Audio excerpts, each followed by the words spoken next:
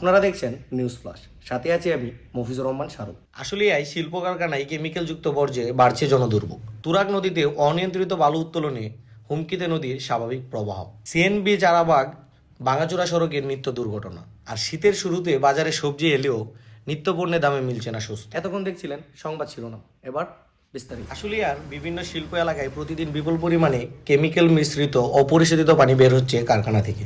বর্ষা মৌসুমে এই পানি উপচে পড়ে ঢুকে যায় বসতঘরে। এতে স্বাভাবিক জীবনযাত্রা ব্যাহত হচ্ছে স্থানীয়দের। একাধিকবার অভিযোগ জানানো হলেও কার্যকর কোনো ব্যবস্থা নিতে দেখা যায়নি কর্তৃপক্ষকে। তুরাগ নদীতে প্রকাশ্যে চলছে বালু উত্তোলন। নদীর মাঝখানে ড্রেজার বসিয়ে প্রতিদিনই তোলা হচ্ছে বিপুল পরিমাণ বালু।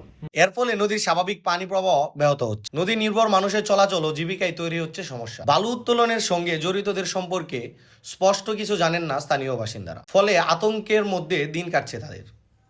খাগান থেকে সিএমবি পর্যন্ত সড়কের বিভিন্ন অংশে সৃষ্টি হয়েছে বড় বড় গর্ত।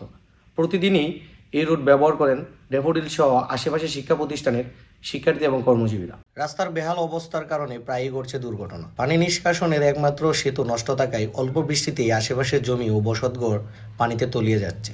শীত মৌসুম শুরু হয়, বাজারে উঠেছে নানা ধরনের সবজি। পর্যাপ্ত সরবরাহ থাকলেও দাম তুলনামূলক বেশি। বিশেষ করে শীতের সবজি, নতুন আলু, মাছ ও মাংসের দাম বাড়ায় বাড়তি চাপ পড়েছে সাধারণ মানুষের উপর। আজকের নিউজ ফ্ল্যাশ এখানেই শেষ করছি। আগামীতে দেখা হবে নতুন কোনো খবর নিয়ে। ততক্ষণ পর্যন্ত আমাদের সাথেই থাকুন।